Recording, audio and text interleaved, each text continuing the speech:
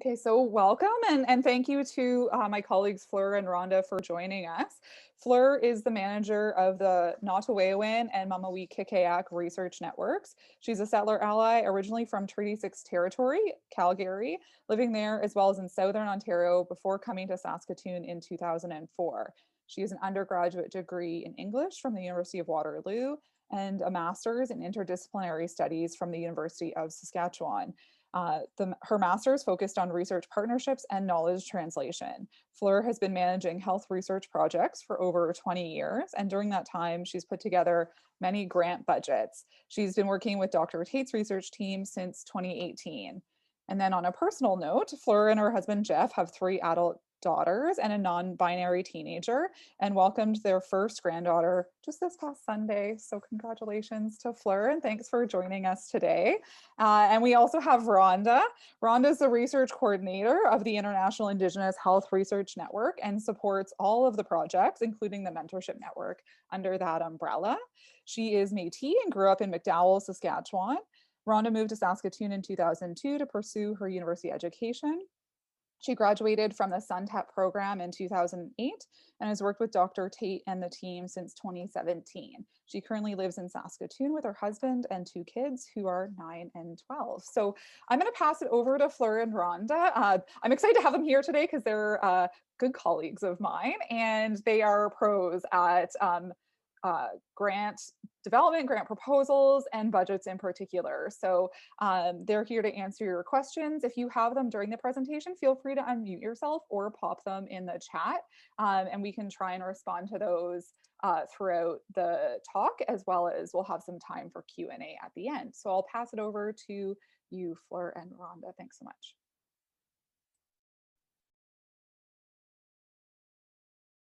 Alison, for that intro, and I think we're just going to get going. We have a number of slides and we have a Q&A section, and I'll do the first part, and then when we come to Q&A, Rhonda is just our expert in getting things, all our financial things that we need to do through the university, and knows all the ins and outs of that. So okay, so let's get going. So today we're going to talk about what to do before you start on a budget, who you can pay. I'm focusing quite a bit on CIHR because that's where most of my experience is. Our center is funded by CIHR, and a lot of you might be looking at CIHR budgets in the future around grants. Although the CIHR categories, they would apply for many other budgets that you would need to do for other kinds of grant projects. And then we'll go into some of the categories that are the typical ones around compensating people, materials and supplies, other costs and travel. And I'll show you a little bit about what the budget justification looks like, and then what happens post-funding, and then we'll go into Q&A. So before you start, the first place to start is every grant opportunity that you're going to apply for has a document called a funding opportunity. And also for each funder, they will have funding guidelines. So what we call the tri-agency or the tri-council, which is CIHR, SSHRC, and NSERC, they've gone together and they have a tri-agency guide on financial administration. It's on their website. You can download it as well. Another typical funder you might apply to is SSHRF, the Saskatchewan Health Research Foundation. They also have a funding guide, and each guide will have some information that's very relevant to their funding opportunity. Like for example, with SSHRF, you can only fund research that's taking place in Saskatchewan. You might have a project that has research that's in Saskatchewan and some elsewhere. That portion elsewhere has to be funded by other funding because they are focused on funding things in Saskatchewan. So lots of good advice when you take a look at both at the funding opportunity and then at the financial guide for whatever your funder agency is. So here are the principles that the tri-agency uses around use of funds. And when I was putting this together, I thought these actually are very good for kind of any budget, just to kind of know about these principles. So the funding that you're putting a budget together for, it really has to be, for the work that you're going to do in that grant. There shouldn't be personal gain for any members of the research team. That's less common with some of the work we do, but if people have patents and that sort of thing, there's real consideration about, are they going to personally gain, earning extra income or whatever around this funding. Here we have also that you can't pay research personnel from the administering institution, which is what they mean by that is faculty. And I'll go into that in a little bit more detail on the next slide. And also to be effective and economical, because these grants typically are quite competitive and there's just never enough funding. So who can you pay from research grants? So the Tri-Agency talked about not paying research personnel. They mean people who are hired through an institution like University of Saskatchewan, and part of their job is that they're supposed to conduct research. So faculty members. So you can't pay them from research grants because they're already being paid by the institution, and it's an expectation that they will be doing research. However, you can pay research staff and you can hire students to work on research projects. You just can't pay faculty. So there's 4 typical budget categories for CIHR.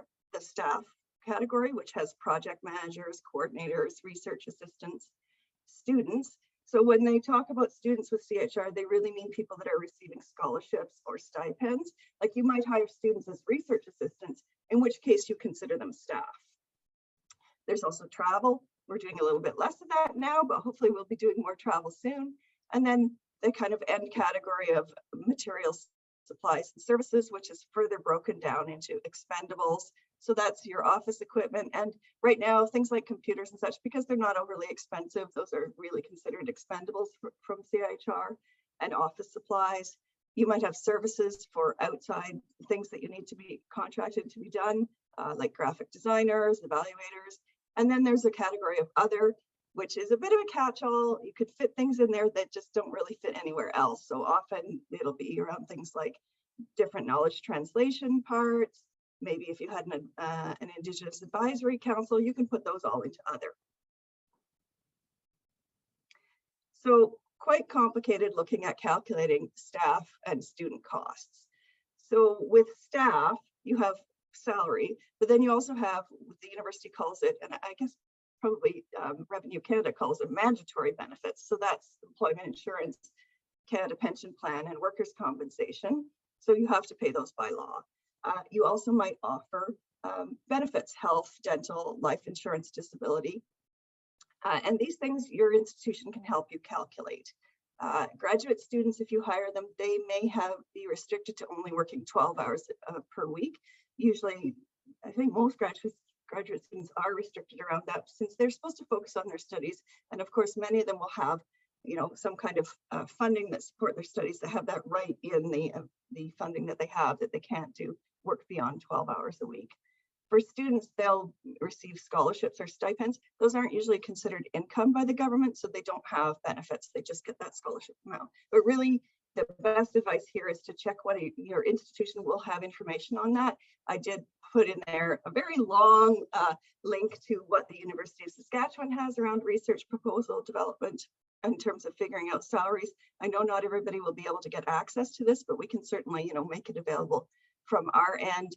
And if you're at a different institution, you might want to take a look at what they have put together around how to figure out compensation for research staff. Equipment and supplies. So you could have funds here for communications, like a website, maybe a newsletter, printing, your typical office supplies, postage, if you had online meeting costs, any other kinds of things that are expendables. In terms of services, a lot of this will be contracts, like maybe you contract an external evaluator like we have for our Saskatchewan NEIHR. So, these are people that you don't necessarily need on staff, but they have specific services that you might want to purchase. We've also worked a bit with the Canadian Hub for Applied and Social Research here at the University of Saskatchewan. They have a whole suite of research services. So we have some contracts with them to do specific parts of our grants. Another one might be transcription or graphic design, website development, videography. There's many things that could fit in as services. Other costs. So some of these, one thing I'll say about these is some of these things look like costs that they could be maybe in different categories, but they might be all related to one thing. Like if you had a knowledge keeper council, it's maybe just a bit easier for the reviewers to understand if you group all those costs together into this other cost. So for your council, you might have honoraria that you're paying elders, you might have costs for cultural offerings like tobacco or jam. You might have travel, accommodation, you might have catering. You could put those all together under this Knowledge Keeper Council because those all fit within the council. If you spread them across like travel and incidentals, it's a little harder for reviewers to understand it. Same with a conference or seminars or events and outreach. You might also have things that are like survey prizes, just things that don't seem to really fit in the other categories. And as long as they're well explained for reviewers and kind of, I do like to group them together because I think it makes it easier for people that are reviewing them, and also makes it easier when you're looking at your budget afterwards, figuring out, oh yeah, how much did I allocate for this area? How much did I allocate for that area? Travel, so most of your travel will be estimates. If you're doing vehicle travel, you can either put in mileage, which is covers gas and wear and tear on your vehicle, or you could figure out the cost to rent a vehicle. Many institutions will have agreements with rental agencies. The University of Saskatchewan has Enterprise, and so you'd be able to look up the cost for that. And then if you have a rental vehicle, you can also pay for gas for that vehicle. Flight costs, you can just estimate based on what your current flight costs are when you just look them up on the WestJet or Air Canada site or wherever else you might want to look them up. Also in travel, you'll have accommodation and food costs. So the University of Saskatchewan has a per diem, which is a daily rate that covers breakfast, lunch, and dinner. And there's one rate for Saskatchewan. There's one rate for outside of other provinces or territories, and then there's also an American rate. Your institution might have something different. And then also accommodation costs. Again, you can estimate these. So here we get into the real meat of putting this thing together. So your budget justification. So as well as doing a budget, which you often would just enter into, like with CIHR, you enter it into their like ResearchNet system for grants. But you also have a written document, like a Word style document that describes what each cost is and how you are justifying why you need this cost. So there's a lot of advice around CIHR, and I put a few things in here around advice about what you should do around the budget justification, because the budget is a crucial part of your grant. After people have looked at what you propose to do with research, they're going to review it looking at, okay, what are you asking for funding for this? And is it reasonable? Does it make sense? Should we contribute this amount of money to this specific grant?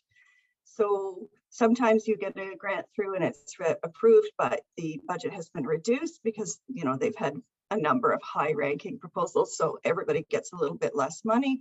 They might also decide that, well, you didn't justify your budget quite well enough. We want to fund your project, but we're not going to give you that much, quite as much money. So this is kind of a crucial piece. And looking at, what is allowable in the funding opportunity, which you can find in the opportunity itself, or possibly in those financial administration guides, and then linking what your costs are back to the aims of your grant. And here's one that I just love, because we don't always do this ourselves, but it's still a good point, is don't leave your budget to the last minute. So budgets can be quite complicated, and it is also useful to have a few other people look at it, researchers that have had things funded before, because just figuring out how to get started on your budget and justify it and all, you might have one idea, but it might not be as clear for reviewers, and you want us to present as clear a picture as possible about why they should fund this budget at the level that you are asking for, fund this project with what you feel that you need to do it. A few other tips. I found a whole guidebook on CIHR for new principal investigators. It has all kinds of good advice. I just sort of copied and pasted over the section around budgets, but there's other good advice in there too. So you might want to take a look at that if you're thinking about an academic career. It really talks about justifying your budget in a bit more detail, and about when you're a new investigator just getting going, the idea is to maybe have it something that's a more modest project, maybe one technician or one research assistant, one or two graduate students. Give some advice on if you're doing lab-based research. Suggest that you shouldn't apply for a grant that's longer than 3 years, because new principal investigators will be unlikely to get anything that's longer than 3 years. And you might want to start with a 1-year grant, just to build, because are successful in some grants, then you can build on that, and success leads to success. So now I've laid out here some examples from this was actually from one of our grants. And kind of changed a bit of the language so it's a bit more generic of a budget justification. So here's the staff section. Here I have your research coordinator. We've budgeted at 1 FTE, which is 1 full-time position. I put the salary, then I put the benefits, which are 21% on top of the salary, so for a total. And then I have a little bit of a description of what is it that we expect this coordinator to do. I've done the same thing around research assistants and the same sort of thing around students. And I think probably after this, as well as the slideshow going up, we probably should put a PDF of the slides as well, so you can take a look at this a little more closely if you'd like to.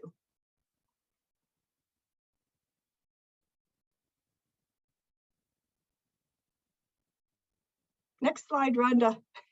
Oh, there we go. Materials, supplies, and services. So equipment and supplies, I've just listed some expendables there. So this is where you would put tobacco, gifts that you might need to purchase to thank people for coming to events or speaking or being involved with your research project, and then other things like office supplies, printing, a description around services that you might have. For some services, you might have a quote if you have an idea about how much something is going to cost. Like if you talk to Chaser about, I want to do this survey across the province, they would probably give you a quote that you could include, and that's always useful. Other category here could have other things like some honoraria specifically around interviews could be here, survey prizes, that sort of thing. Travel and some knowledge translation travel you might have, or travel to do trips for interviews. So I've just estimated here, this was like $8,000, 4 trips of $2,000 each. And then just gave them, the reviewers, a little bit of an idea that you're traveling to these remote communities in northern Saskatchewan. So there'll be significant travel costs. You'll need to stay overnight in hotels for 2 days, funds for food. And if you had more details, you could put more details in there. Like if you knew what communities you were going to and you had a better idea of exactly what it would cost. But for some projects, you won't know. You'll just know I'm going to 4 communities in northern Saskatchewan, and here's an estimate of how much it would cost. Generally, I think sometimes we've put spreadsheets in showing what is the travel round trip distance to some of these communities, which I find is, especially if we're going to funders like CIHR, people often don't know how far it is that we need to travel in Saskatchewan. They don't realize that there's such large distances. I remember one funder coming out wanting to, visit a couple of projects that we were working with, and they wanted to do it all in one day. And then we told them, well, it's 5 hours of travel between those 2 communities. So I don't think you can actually have a several-hour meeting in each community and do that 5 hours of travel.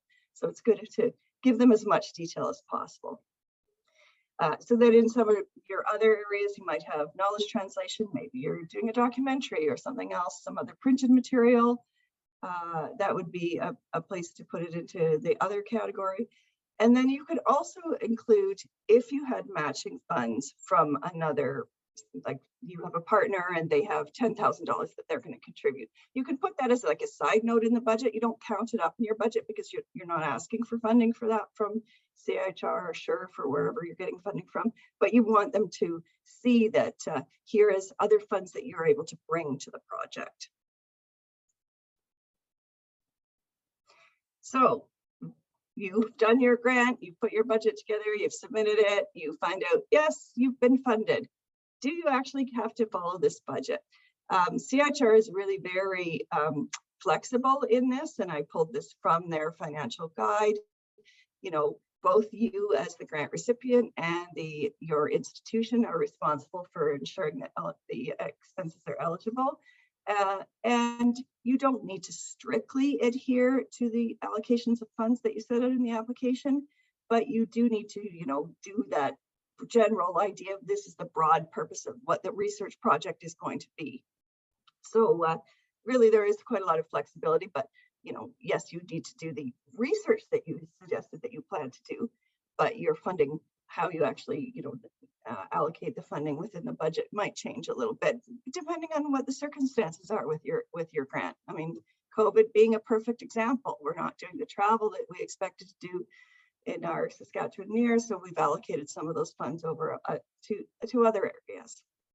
I think we might be at the Q&A portion now. So, and that was a lot of information to go through. So hopefully you have some questions. And Ashley, I also want to just maybe throw it over to Rhonda, because I think you might have some advice right off the bat about some of these things. Yeah, possibly.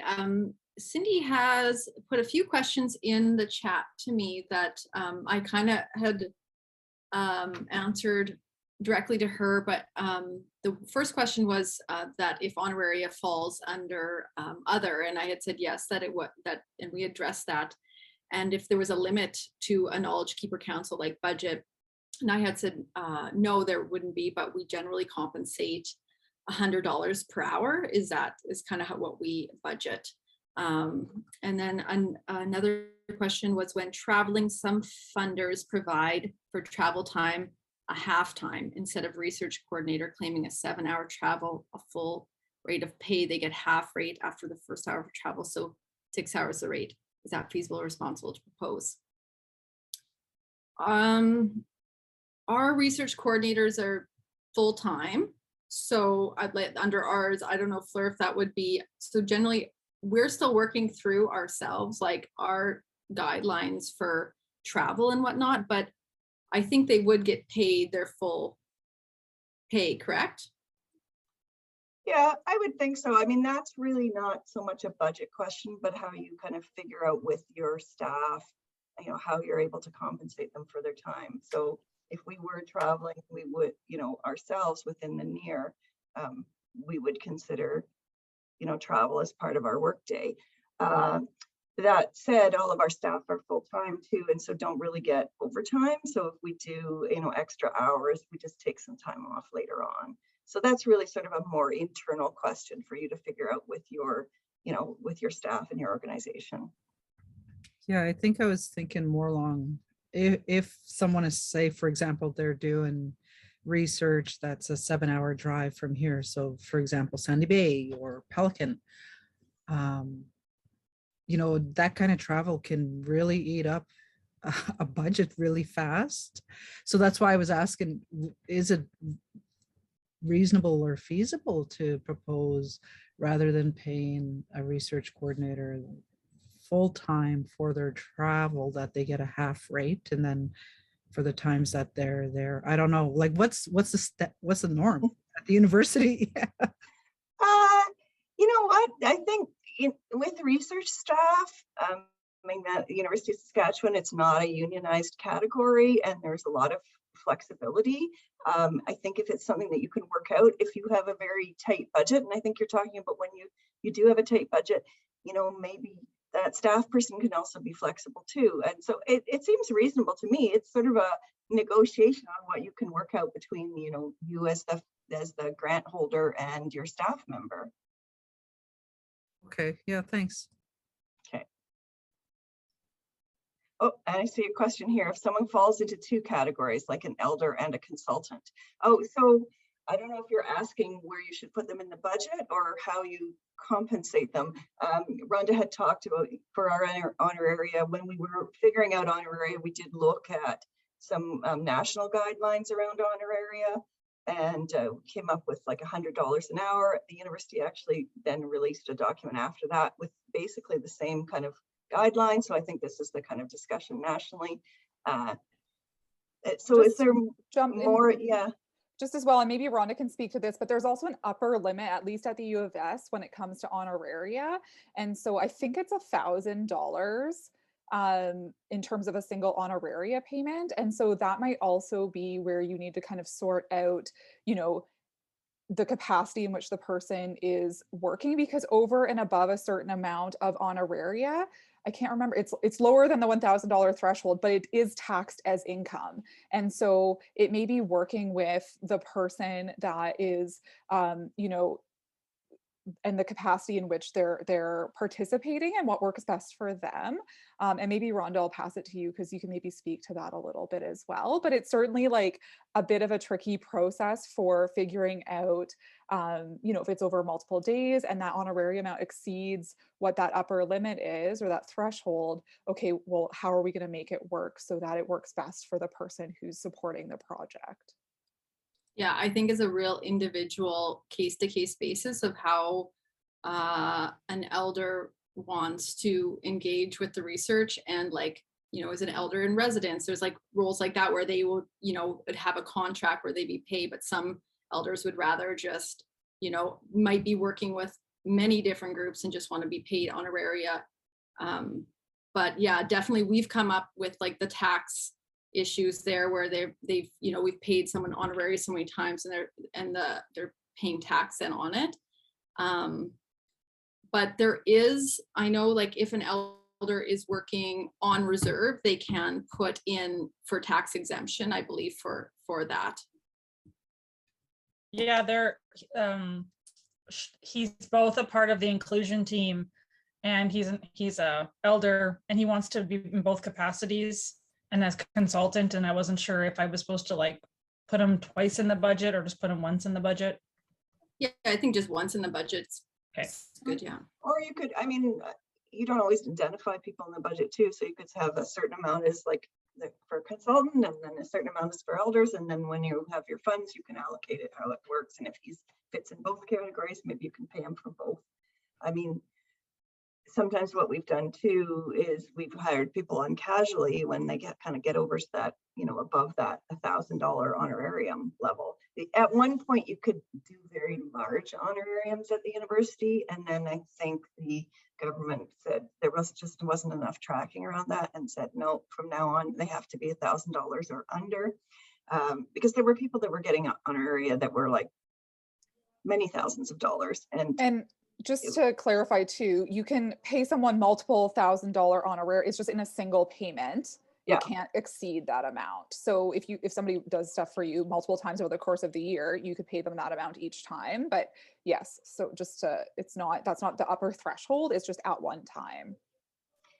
And then your institution will send a T4A, which is other income. Like it's similar to the T4, but it lists what's other income, because there won't be any tax or anything withheld from that, but you will need to report it when it gets to a certain level. And I see Cindy. I see you have we're both calling on you, Cindy. I just had a question. Like I was trying to find, I guess something around this, because I know that University of Alberta, what's her name? She came to speak at the Gordon Oaks Bear. Her last name's Bear. She's from Tallbear, yeah. Alberta. Kim What's Tallbear. her name? Dr. Kim Tallbear or Tracy Bear? Tracy Bear. Tracy Bear. Okay, Thank you. She came one time, didn't she? Tracy Bear? Yeah. Anyways, she had been instrumental in creating this kind of protocols at the U of A that really, it really put things into a very nice format of just some of the stuff that you're talking about. And I'm not sure, is anything like that created at U of S? I think through the Indigenous Engagement Office, I believe that there was some documentation around this type of work, right, Fleur, where when Jackie Ottman was in that office there, they had some presentations on honoraria and elders and protocol and all that, a series. And I'm not sure if those are online still or not, but yeah, they made a couple of handouts. So one was around honoraria for elders, and one was also just around how do you engage with elders. So those, you can get those through Connection Point if you're on the University of Saskatchewan. If you don't have access to them, we can download them and send them to you, or maybe we'll just put links to them along when we post this presentation.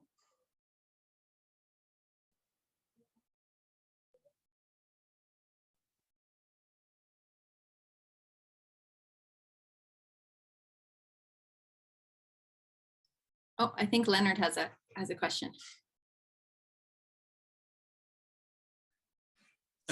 Good morning. I'm Leonard Roberts. I'm the community navigator for the Lac La Ronge Indian Band. I work with 6 communities within our band. And this past summer, I did work with, well, Harvey Thunderchild didn't make it up, but I did work with Adrian. He was a student of Malcolm King on a wellness project that they're working on in Grandmother's Bay. It's an hour, it's on the Churchill River. So we reached out and worked with him, but because I was being paid by the band and I was assisting him, I provided assistance, and I had to point out the OCAP principles before we went there, protocols, how to deal with the elders and the people in the community. Like, you can't just go in there and start asking, demanding stuff like this, that there has to be a protocol. So I worked with Harvey and Adrian on that project. We asked them to return with before we the members that participated in the survey, we asked that if they could bring those back to us for those members to review whether they wanted to add or delete something from their comments that they made for the survey. And so we offered a $50 per diem for each participant and gifted them with tobacco. And myself, they wanted to give me a per diem, and I had to refuse because I'm already being paid by the band. So what I suggested to him was I had a meals, mileage, and my time while I was there assisting him outside of my community, La Ronge. And so they reimbursed me cash, and I put all that money back into my budget so that none of this was coming out of my budget to assist the U of S in their research and stuff like that. So they will be returning and stuff like that. So I'm not sure how that really works with per diems and whatnot. And again, like I said, it was $50 per participant to participate and stuff there. And so I took Adrian right to a culture camp, and that's where we surveyed a lot of the members, and a lot of them were willing participants and stuff like that after I told them what it was all about. And the local councillor also mentioned to him that as long as OCAP principles were followed, we didn't have no problems, but as long as they were aware that was our property and stuff like that. So anyways, I came in late on this meeting here. I was trying to hook up and stuff, so I didn't really catch the first part of the discussion here, but I'm looking forward to working with you guys. And so I'll stop there. Thank you. Oh, I think actually that was like very valuable information that you added there, Leonard. You know, compensating people when you come back to them, to have them to look at transcripts, or see if they things that they want to add. Just all really important in like making sure that you value that community knowledge, and that you're properly recognizing the contributions people are making to your project. And it sounds like that was really done in a good way, so that's great. And you can watch the first part later on. I think Alison will send around a link, so you can see if there's parts that you missed that you will feel are useful. So as a community navigator, I sent this link out. Maybe it was a little too late notice for our outlying communities. We're trying to build capacity within our own communities. And so I sent this link out. It came a little late, but as I can see, nobody from the outlying communities are participating at this time. But for future reference, I would, anything like this comes up again. I'm a community navigator, and I'm a Red Circle Planning Group. We've been discussing topics for training for the navigators. There's 54, and one of the topics was grants and proposal writing and stuff, professional proposal writing that we've been kind of pushing for. So that's why I wanted to participate today here. And again, it's to build capacity within our members in each individual community. So it's not one person doing it for outside of the community. And I'm looking forward to learning more. Thank you. Yeah, I think it might be useful here maybe to make sure that, Delaney, you're on, aren't you? We should definitely introduce you. Delaney is our first community research facilitator. So he's going to be working directly with communities and trying to link them up with researchers. And Delaney, you want to say hi? I'm hoping you're here.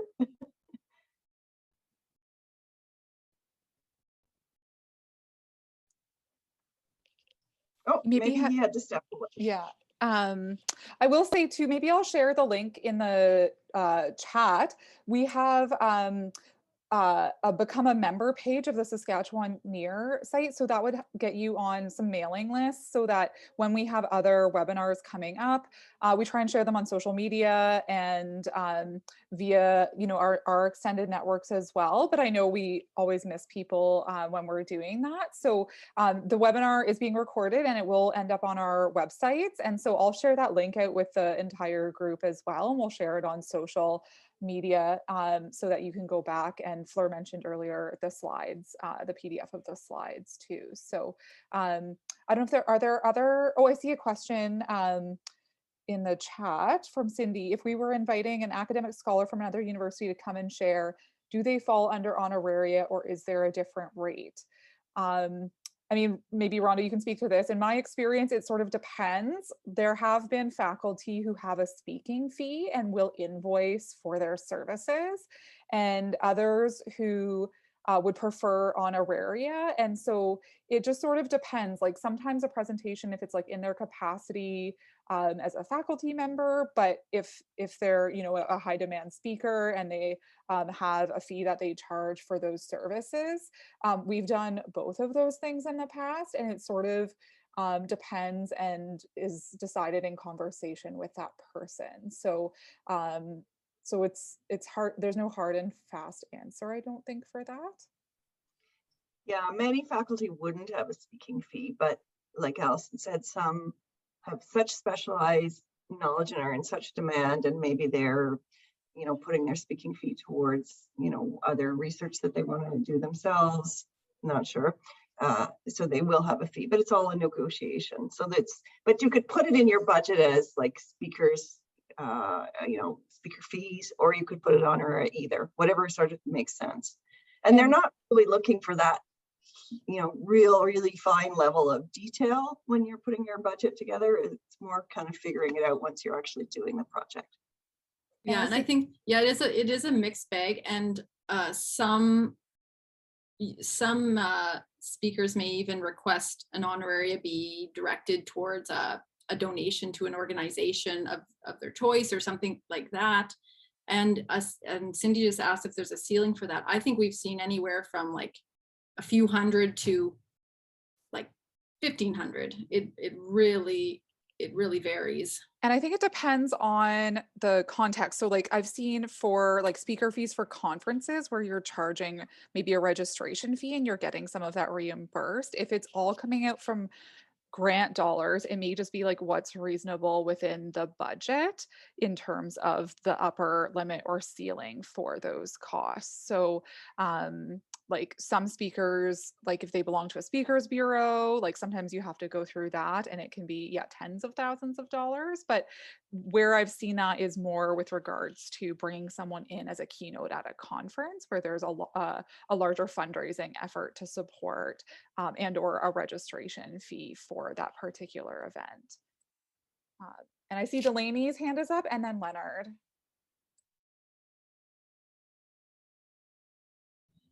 I just had a question about if you're brand new to this, like have no experience whatsoever, and you're throwing this together, is there somebody that would review it for you? Like what if you make I know obviously there's the ability to make a mistake, right? That kind of thing. So if it's something that you've done for the very first time, is there someplace we should be sending it to get it reviewed before we send it in? You know, or do you just take your chances and see how it goes the first time?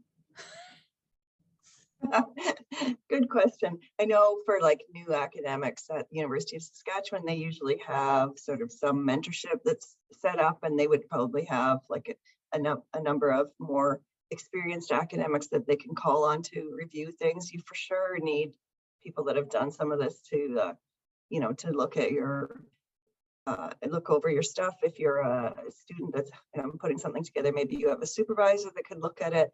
I think you just can sort of ask around who would be able to review your things. Colleges have research facilitators, depending on, you know, what your project is. If you're working closely with our center, maybe the center will look at it. It's always a good idea actually to have a few people look at some of your stuff before you have just the reviewers look. And I think Fleur, for like the community partnership grants, which are offered through the Saskatchewan NEIHR, would that be something you would review? Like if somebody was putting together a community partnership grant and wanted a second set of eyes on the budget? Or is that something you'd expect the team, like the extended team that's putting it together, to work on together? Probably both. So Yeah. those community partnership grants are quite small. So the budgets, they're like $5,000 to $10,000. So the budgets are not particularly complicated, but yeah. And then they get adjudicated by a peer review committee as well. So there's quite a few people looking at them. And every time we've done peer review, we've sent back comments to each applicant so that they have some, whether or not they're successful. And I think CIHR and some other tri-councils, depending on the grant, are doing more of an iterative process where they might send back feedback and give an opportunity. I don't know too many where they're doing that yet, but I know that that's been part of the conversation around providing a little bit of feedback and then giving people an opportunity to revise before the final submission. And so it may depend on the call, like the grant call, in terms of whether that's something they're offering. I think it's probably, I don't know, Fleur, if you would know if it's more for new investigators or community partnership type projects. It's not often, but like some of them do have that as a part of the process. Yeah, I guess the one other thing that I'm just thinking of now is that, like, when we put grants in through our institution, they get reviewed at the Office of Research Services. And they always go through everything. They add up everything in the budget. They look to make sure you have all the pieces, because you need an institutional signature to submit them. And they won't give you the signature until they've reviewed your grant, and they need it here at U of S. They want it 5 days, business days in advance. But they also are like, Rhonda Appel, who we work with all the time in the Office of Research Services. We can ask her questions all the time about different things that we need around the grant, or getting signatures, or what support that she can offer, or connect us with other people. And the funding agencies themselves often are very helpful as well. They all seem to have helplines, and if you're not clear on what some piece of the grant that they're looking for is, you can contact them, email them, phone them. I've found that extremely useful over the years. Leonard, did you have a question?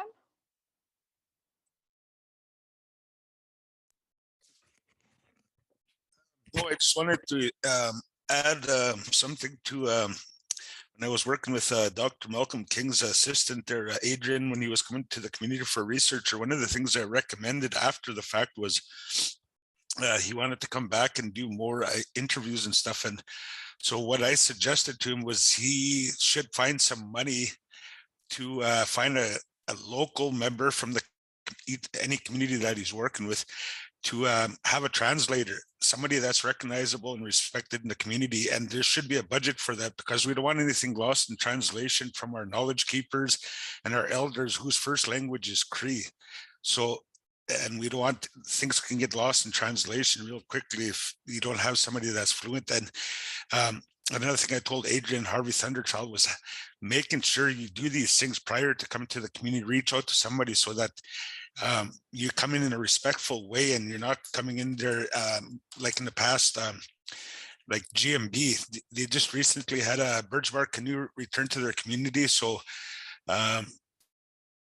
when it was taken in the 70s, they weren't very happy about that. Like the elders were talking about this when we were there and stuff like that. And so they're wanting a better relationship with the communities they do research and stuff like that. And so I highly recommend having funds for translators, so things are not lost in translation with the elders and knowledge keepers whose first language is Cree, Dene, or wherever you're working. I'd give you those two examples, being from the north, but even down south, I'm sure it'd be effective. Again, the community, if you have an elder that's working with you as a translator, people are more open to talking with you or sharing with you information for the researchers and stuff. So I know that was one thing that was at the time I assisted, but in that capacity. But again, there should be monies made available for those for translators and stuff. And that's, I just wanted to add that.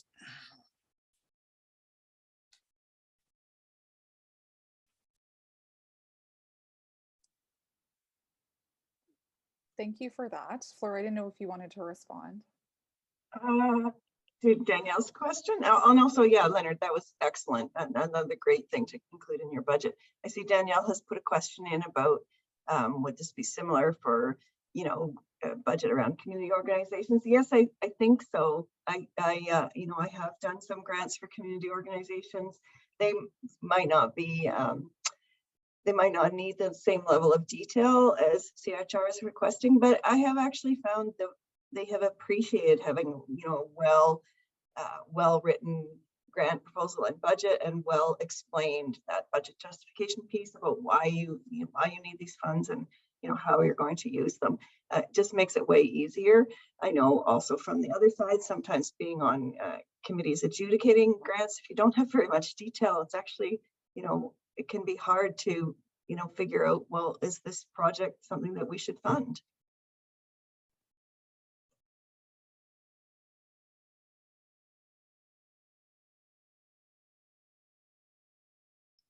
Yeah, it's definitely helpful on the other end once it's funded to have that already all detailed out, that you're not trying to figure out where do we go from here. You know, it's already all in place. As Dr. Tate often says, let's go back to the grant, because you know we've spent so much time writing the grant, and then sometimes when you're doing the work, you kind of get off on doing different pieces, then you're thinking, wait a minute, is this in the grant? Is this what we committed that we were going to do? And let's go back and look again about how we have budgeted this activity, and how we described it in the grant. Always useful to go back.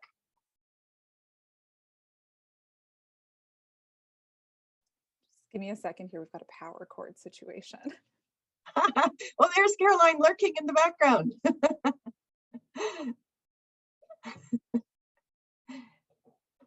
Are there any other questions or comments? We love comments too.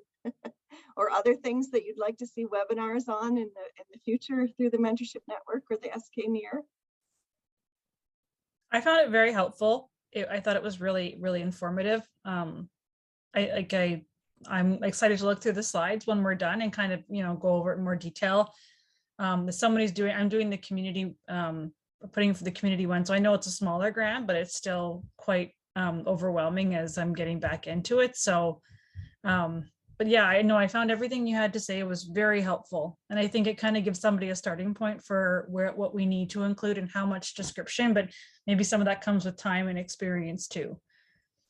Yeah, and looking at things that have been funded, looking at lots of other people. I mean, that's how I pretty much learned how to do this, sort of like just by doing it and working with researchers and looking at grants that they've had before and going back, you know, and looking at other people's grants, and you know, eventually I got a sense of it, and now I've done it long enough that you know, we can sit and be writing on the whiteboard, oh, we need this many staff and this, that, and that, and we can just, you know, put it down quick, and then I can go back and make the justification for it all. But it does take, you know, it's pretty daunting when you first start, especially when you're thinking budget justification. What even is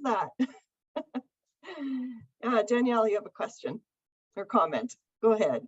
Yeah, just a comment, or yeah, kind of a question. It is a question. I'm just wondering, is it possible to have like maybe a hands-on workshop where we kind of go through the steps of doing one, and then kind of maybe even just doing like a peer review process for that? You know, many of us are moving through our programs, and, you know, we've looked at them and we've, you know, gotten webinars such as this, but haven't actually had the hands-on type of thing. And then the feedback that goes along with it, right? Because I know that, you know, many Indigenous students don't actually have, and more so due to the pandemic, don't have the resources to be able, or the social means to be able to say, hey, like, do you have time to look at this? Or we don't exactly know who to reach out to and say, hey, like, I got this going on. Can I reach out? Can you look at it or whatever? Like, so lots of us kind of don't have that in place, right? So something like that, I think, would be really useful. Practice runs and feedback on it. And then just like, as you say, it's kind of like a process where, you know, you kind of learn as you go, and then you get better at doing and developing those budgets and those grant proposals as you work through them, right? So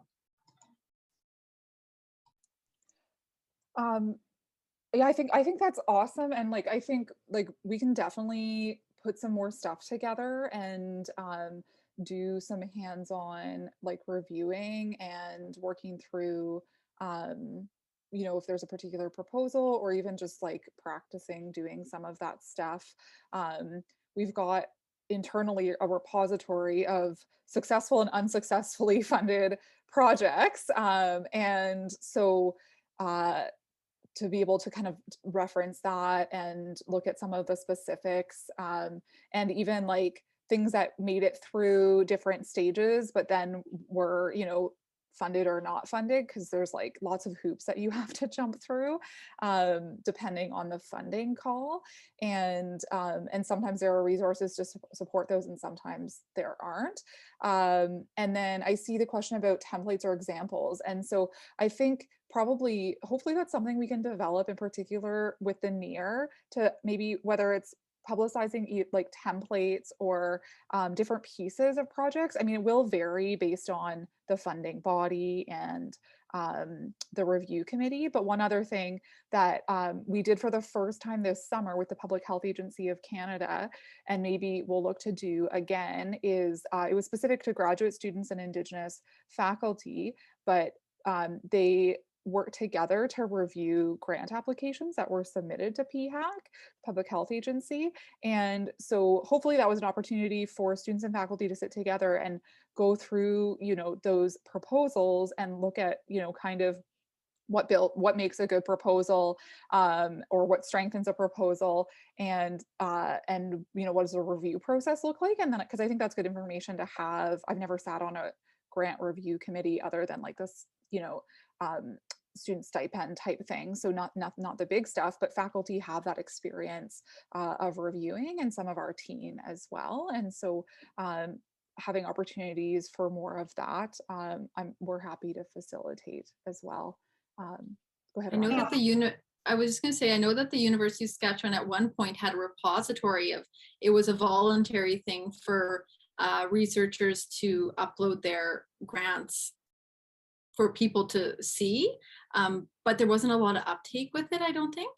But maybe that's something that we should, as a NEIHR, be looking at, of like some researchers, faculty that are willing to voluntarily, you know, have that there for students to view and look at as examples and templates. Just picking up, I know we had talked earlier on maybe, you know, we've done, the Mentorship Network has done writing retreats, and then we talked about maybe we should do a grant writing retreat between the Mentorship Network and the Saskatchewan NEIHR. And so we have discussed that a little bit, and now we're hearing a bit more interest in that. So I feel like, well, maybe we better really explore it a little bit more.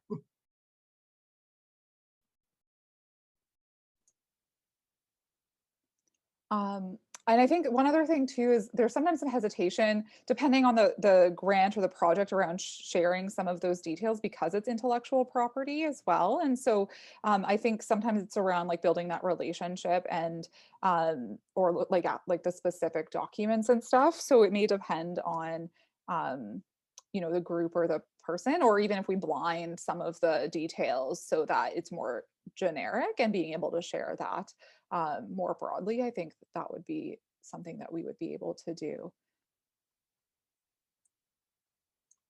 I see, I don't know if there are any other questions. We're at 4 minutes to 1 o'clock. I just want to be respectful of everyone's time. Does anyone else have any questions that you, before we kind of conclude things for today? Has the Red Circle Planning Group reached out to you guys in regards to offering training? It's a network of 54 community navigators, and I believe it's 54 First Nations in Saskatchewan that were a part of this Red Circle Planning Group. I don't know if they've reached out to you. I know we did a short project management course through, I believe it was through the U of S. A couple of months ago at our last quarterly, and we're meeting again December. And this topic has come up for grant and proposal writing professional writing and stuff like that. A lot of us come from different backgrounds, and myself, I'm an electrician by trade, so this is something new for me. But again, I'm a people person. That's why I was chosen for this position, to get out there and stuff. But again, I need some skills, and I've been reaching out and as wherever I can to try to get these learning opportunities. And I'm looking forward to having some mail sent to me in regards to the stuff and even the video itself. And that's all I wanted to just a comment. Thank you.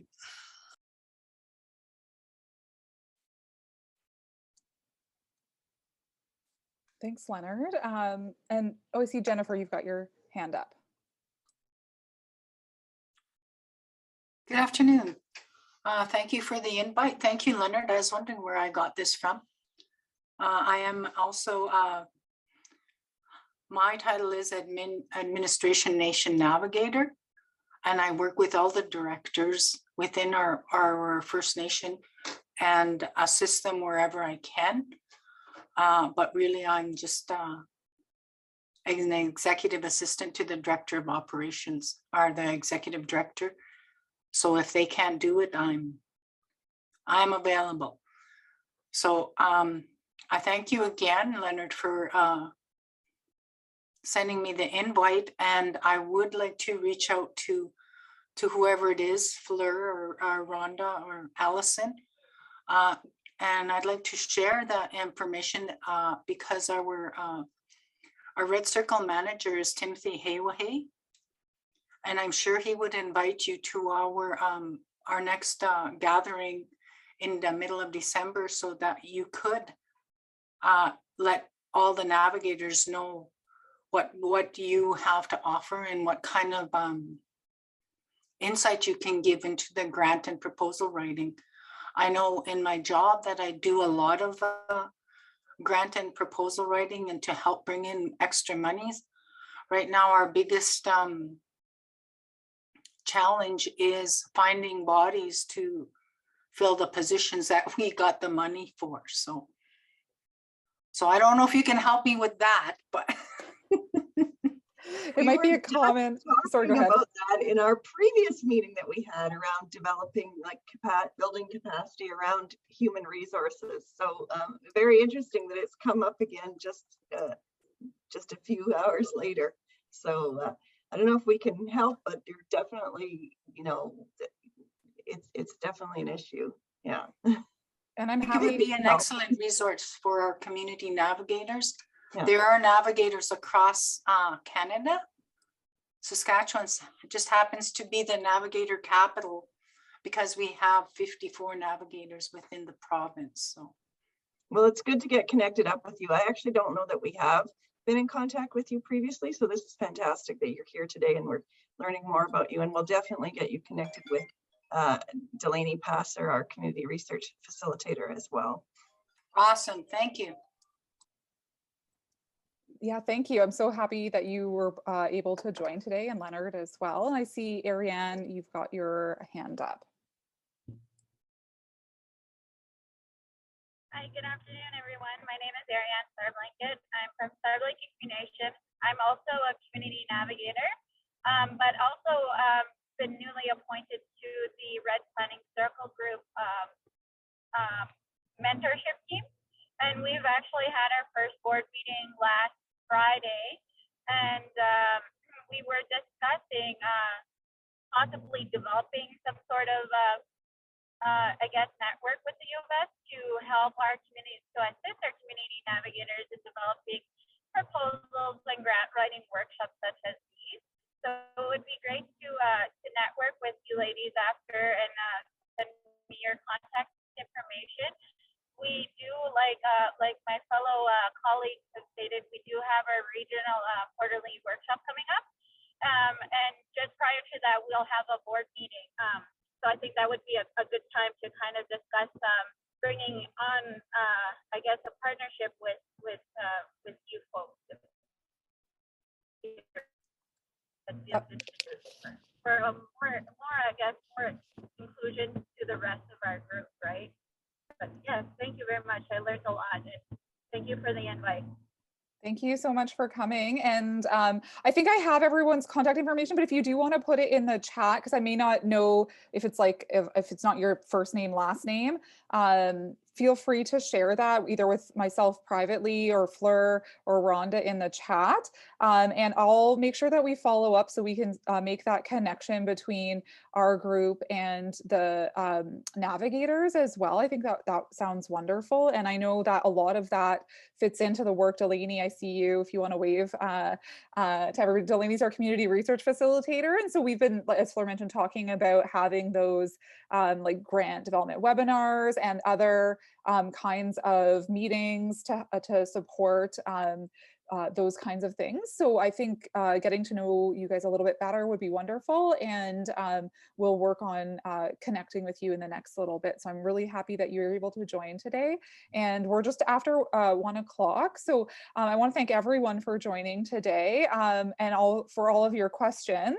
I think it's been a really, I think, fruitful, hopefully, discussion. And I learned a bunch as well. And I hope that you also were able to take a little bit away, and thank you for your contributions too. So I want to say thank you especially to Fleur and Rhonda. They're the pros at all of this. So thank you so much for sharing your knowledge with us today.